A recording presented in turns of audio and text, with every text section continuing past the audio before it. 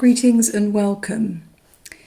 So today my sharing, reading, channeling, healing is focused on one card that I pulled before I pressed record.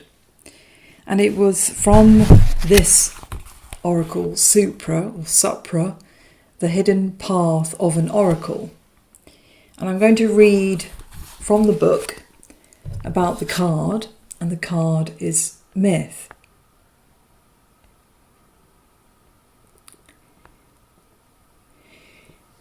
After I've read this, I'm going to pose quite a lot of questions because I don't have a lot of answers today.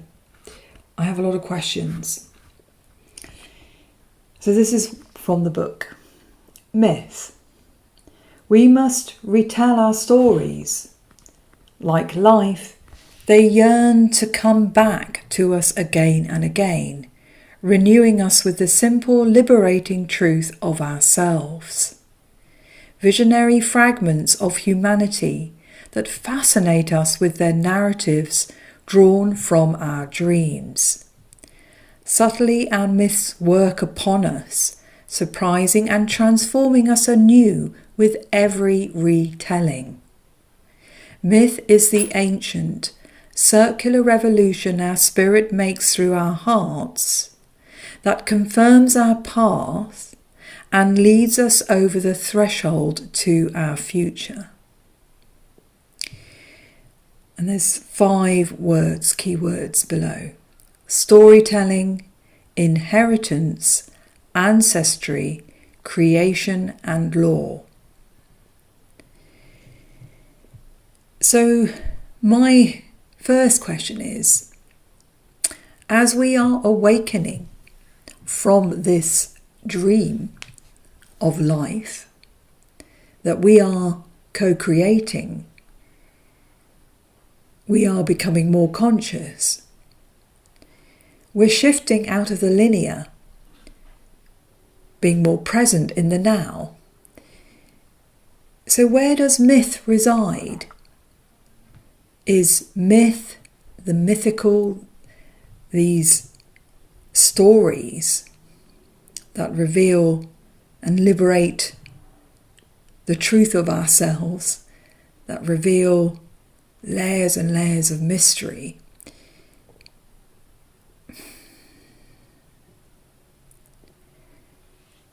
Where do these myths reside in the quantum? Is the mystery dissolved? With the mystery, the mythical, we are in wonder and awe.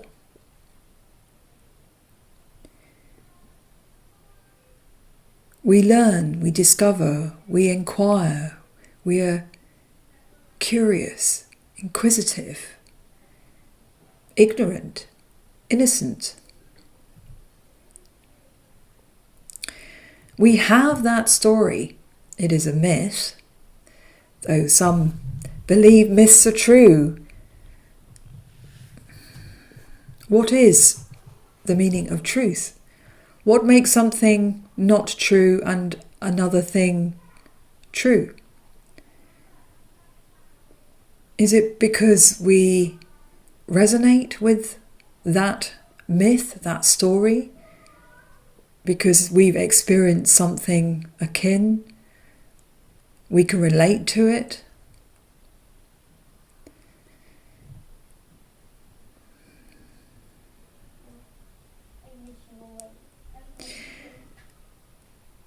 Myths come from ancestry. We inherit the myths. The mind, the ego, does not have all the answers. We have got used to functioning from the mind ego. Just because we can measure a thing does not mean that defines the experience of that thing.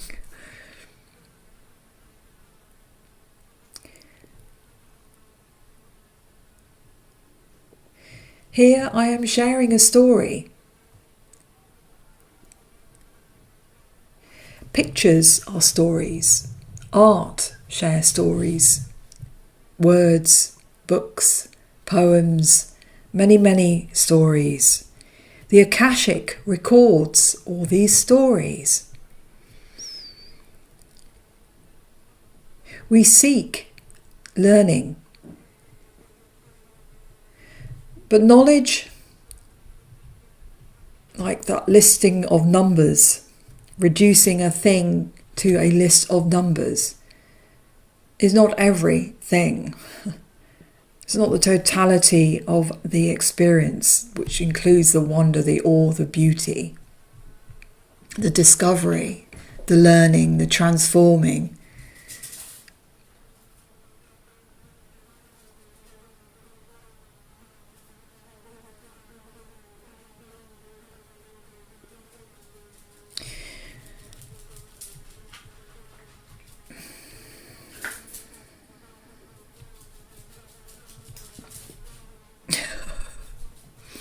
I don't know whether you can hear, I've got this fly, big, big fly, a tiny, tiny being that makes so much noise, a tiny, tiny being that has a strong expression.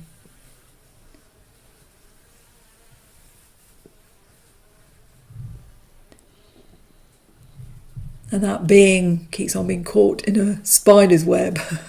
And so that is a story that is occurring along with my little bell, Jack Russell, who's chasing the fly. That's the story that's occurring behind the camera, than what you can also hear.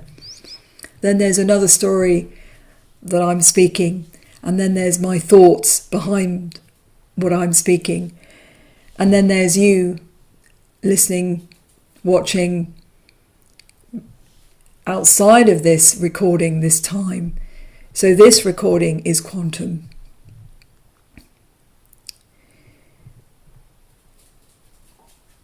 I do not wish in my awakening to dissolve the wonder, the awe, the beauty, the mystery, the mythical. I do not want to have all the answers. That would be boring.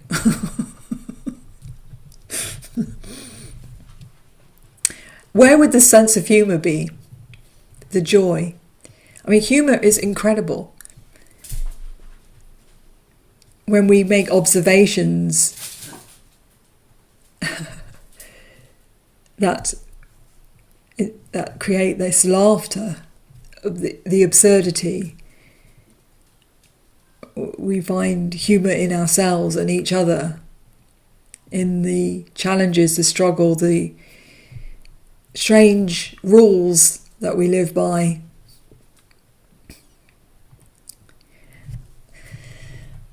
So I love to have questions. How much of your conversations do we share? Do we dare to say, I don't know? Do we dare to not fill in the space with what we think the answers could or should be? Filling in the space, the silence. And so in this space, I've got this fly that has a strong intention.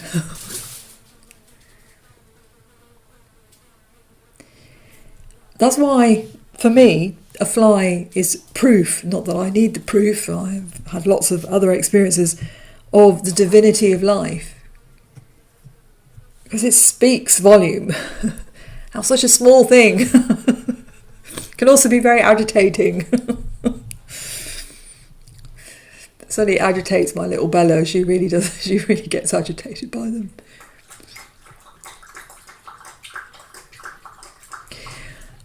Often these sort of arenas are very, they're kind of held, well, the podcasts, the ones that have lots and lots of followers, have a studio set up with camera and lights. They probably don't have a fly buzzing around, which then gets caught in a cobweb, or a little dog that's running around trying to catch the fly, and me talking about it. There's a desire, fair enough, to be professional, to be focused, to present a certain way. Presenters, we're used to television that has presentation. You show up in a suit, sit behind a desk. Like jobs, you show up very much like a wedding, you dress up. It's a ritual, a ceremony. You're saying this is, I don't know, maybe out of the ordinary, something significant, something to dress up for, to show that it is important. Like you go to court, the judge, I don't know what they still do in this country, wear wigs. Oh my God. And then I think I call it nonsense. But a lot of people believe what I call the nonsense. It feels to me empty rituals, more aligned to the word programming.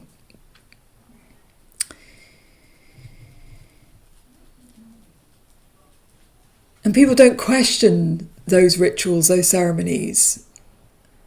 But it makes, I imagine, people feel at home. There's a continuity, they find a deep meaning within those ceremonies and rituals. So we have a lot of rituals and ceremonies in our everyday.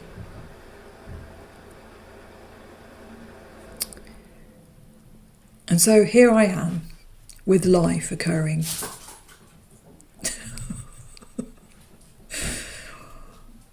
And there's a real freedom around that. I have a neighbour coming in upstairs. He can be very loud. I have my family next door with his one autistic son, and he can be very loud. This is life. I've not got a studio. Is there myth in this everyday ordinary?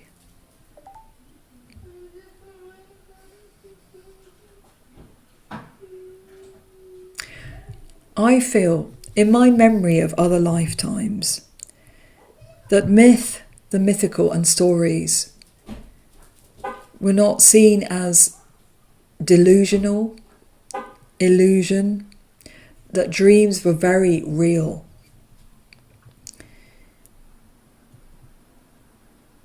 That people moved between the different dimensions, not just lived in the physical.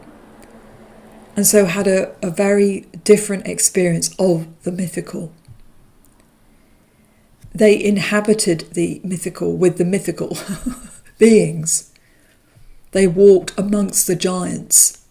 I mean, more people are realising that these stories, which I call it the inverted matrix, the logical, wanted to say were just stories, not true, made up, are actually true. There were giants that walked amongst us. For those of us who have a memory which feels like yesterday, we don't question that. For instance, before I knew there was a name for them, I had a flashback, a memory of they're called the Anunnaki. I've not wanted to go to Egypt because of that. I had this, for years, 3 named places I didn't want to hear about or investigate: Antarctica, Atlantis and Egypt. When anybody said Atlantis, I just was like, just shut the door, be quiet, it's upsetting me. And everybody in the 80s and the 90s, before people were speaking about Lemuria, it was, Atlantis, it was all like amazing. And I'm like, that's not my experience. And I've got memories there, and they weren't that brilliant, to put it mildly. So don't talk about Atlantis. And people are like, what? Then it's Egypt. Please don't talk about Egypt to me. And then quite recently I got a memory of these massive beings. I mean, they were huge. I mean, as big as the pyramids. I mean, really, skyscraper high. And I'm like, I'm out of here. I don't know. They're making humans a slave race for them, and people think they're gods, and it's all gone terribly wrong, and I'm out of here. So I've had many lifetimes here on earth where I'm out of here. Whereas this lifetime, I've not got that same capacity in a way. I was able to move in and out of my soul moved in and out of my body in a different way, which is very interesting. And then there was Antarctica, and more people now saying and discovering what I also had memories of since a child, which people are now talking about. So all these stories that I held, that people thought I occasionally would speak, but not very much, because people just would look perplexed at me and think, oh, she's making it up. Well, now people are talking about all these stories and having names for these beings, and so I've felt that I've lived in a different time while I've been here, because I have had all these living stories. I'm not going to be the only one. So yes, this is part of my story. I'm 58, and I've been used to, since very young awareness, of knowing that those around me, my family, friends at school, did not have, it just feels, I keep wanting to say living memory, because it's very alive, very accessible. Living memory of all of this. I knew that they didn't have that. They didn't share that.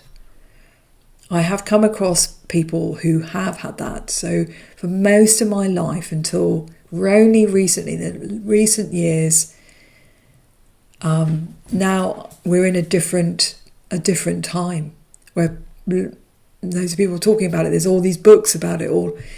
I'm not sure what I feel about it. So those are all my questions. Just because I have these living memories, does it mean I have more access to truth? I don't know. Just because I can access the Akashic for others, I suppose I can access, in certain ways, answers. But it just means I'm a librarian. I'm a galactic librarian. I can go, yeah, I can look that up for you, and give that information. Does it mean I have more knowledge? Well, I haven't written the books that I'm getting out of the library for you. Does it mean I have wisdom? Well, no, because you can just read shopping lists of information. Like we've been taught in school to think that if we can pass an exam, we memorise the answers to set questions, and there's set answers to those set questions. Therefore, we are knowledgeable. Therefore, we become wise. And from the earliest times, I remember in primary school thinking, why do we have to learn this?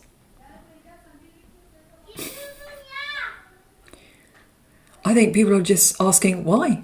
Not to be obstructive, to be difficult, but it can be scary. I see it, I feel it when people are beginning to question. Whereas those of us who have always been like a walking question mark, our very energy has been a walking question mark. I'm very comfortable with like going, I'm not sure about that.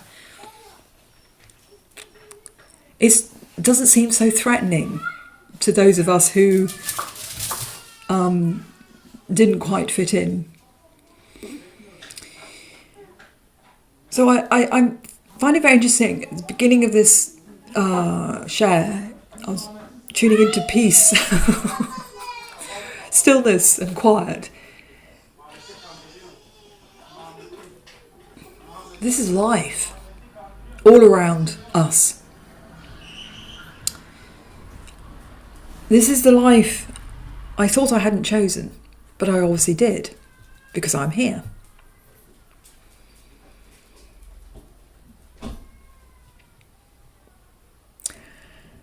And therefore I feel abundant because I am able to be the observer and reflect and ask. Not that there's anything wrong, but just to be curious. To be able to shift out of the automatic that says this is how it has to be, and think that it's the system that we have to fit into. I mean, there's some fundamental rules. You know, we need to drink water, unless you're a breatharian, which I'm not yet. Though I don't know whether I'd want to be. Another question. So, if you've got this far, I hope you've enjoyed this share. What is it called? A vlog. This is probably more like a vlog. I might put that in the description. I'm going to pick from my favourite pack. I think this is probably my favourite pack. When I saw she was designing this, I'm like, I think this is going to be my favourite pack, because it's like, is it Vilna Klimt? Oh, there's these women artists, and I'm dyslexic. But this pack is inspired by these certain spiritual abstract artists that I really like. So anyway, I'm going to pull a card or two. Now it's gone quiet. I do like quiet. So keep shuffling.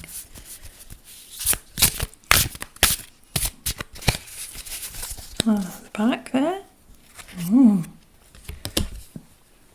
Ace of Swords. I'm going to read from the book because the book is so good, but that's like a lighthouse, isn't it? It's pointing to beams of light, divine inspiration, third eye, clear, clarity of thought. I mean, aces are that pure energy, vibration, frequency of that element. So air and thinking, inspiration, visionary, to the point, clarity, being able to cut through the crap, pare away. It's like a blade, a sword, Excalibur. That feels like it's pointing to... yeah, it's beautiful. I'm going to see what number one of Ace of Swords. Pick another one. We're getting clarity. That wanted to come. So this is Seven of Swords. How interesting. So she's got 5 that are like in the mist, pointing down, hidden, and 2 that it's kind of cordoned off in a square there. What is obscure and hidden? What is seemingly more clear but seems to be cordoned off? Is there deception there? The 2 are pointing up, but they are they're kind of in a box, and the 5 are dissolving in the mists. They're seemingly wanting to be protected.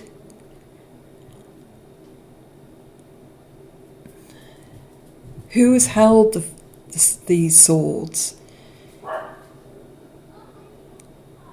Just because they're pointing down, does that mean there's not a threat? Lots of questions. And this one grabbed my attention. I thought it was Ace, but it's Queen of Wands. And those beams of light seem very connected to the heart. what comes to me there is there's an energy of no apologies, not needing to be dismissive or apologetic, meek, not being grandiose, being right-sized, being able to, I think also what comes to mind is walking like the red fires, coals, and so you get into that zone and you're not burnt. I always find that very fascinating. I've never done that. So there's transcending the physical, mind over matter. Feels she's a queen, she's sovereign. So there's calmness, tranquility with that ability to hold fire and creation. The energy of fire is transformation. So in the original Rider-Waite pact, Queen would be very charismatic because she holds that power. I feel there's a sort of a dragon energy there as well. So an interesting mix of three cards. You've got clarity, the birth of new thinking, envisioning, the potential of new ideas with the ace, and that's kind of like star-like energy. Then there's perception, deception. I'm not sure what's going on there with beyond the veil. What's hidden, not hidden. Again, forked tongue, that comes to mind. What are we letting go of? What conflicts, fears are we letting go of? And what do we feel we still need to keep hold of to protect ourselves? It's funny, and that's a fascinating card. And then the Queen there, it feels very beautiful with the kind of the making a cross, very sort of pink with the heart, and then she's in that kind of square with starlight.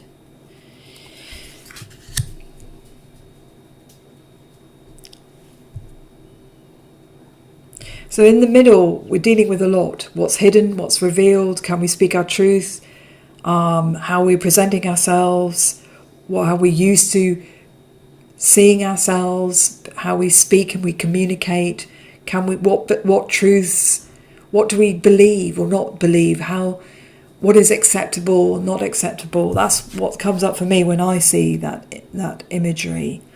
Not being boxed in by that, how do we move out of that way of being? And either side is being with the creation of fire and transforming. So we got air and fire. Interesting mix there. Where's the book? There. So I think the both are very helpful. Being steady and clear, pointing up, inspiration, and then coming into our sovereignty, being, I've got the word passion and then compassion, passionate and being, having compassion. It's very, I really love this card. It's quite blingy. So, let's see, Ace of Swords.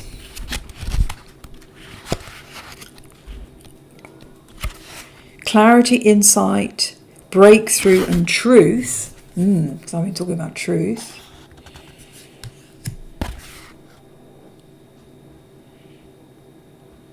This card invites you to recognize what is becoming clear and to meet it with presence. That's stillness. A thought or truth is asking to be seen. And then, what is 7? Strategy, masking, being cautious, and hidden truth.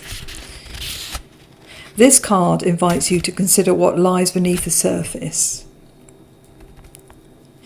It calls you to see with careful eyes and listen for what is left unsaid. That's really what I've been moving around talking about with myth. This is very mythical.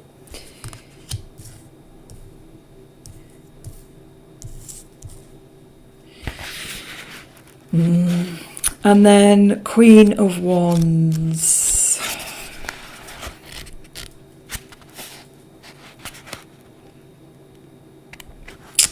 Radiance, optimistic and charismatic. That's obviously seen as the Queen of Wands. This card asks you to honour your inner flame. Let yourself be seen, not through performance, but through presence. It's really everything I've been speaking about. Trust the power of your passion and the glow it brings to those around you. Ignite your passion. There's a real stillness and presence with that. So those are the I don't know how I can. It actually was like that. There we go. So I think I will complete there. Very insightful cards.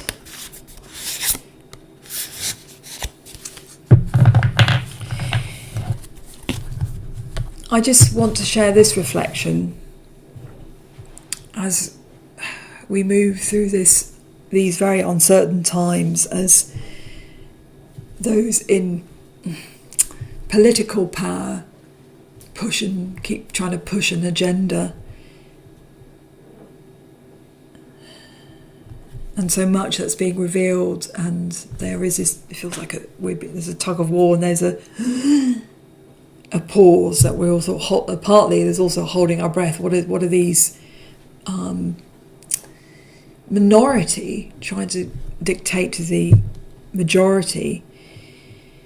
And then there's all these grand mechanical devices that are being built everywhere. AI.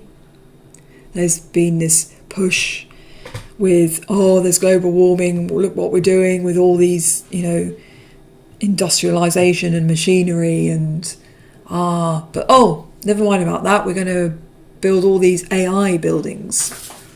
Why do we need these AI buildings? It's not for what they say it is, I am sure.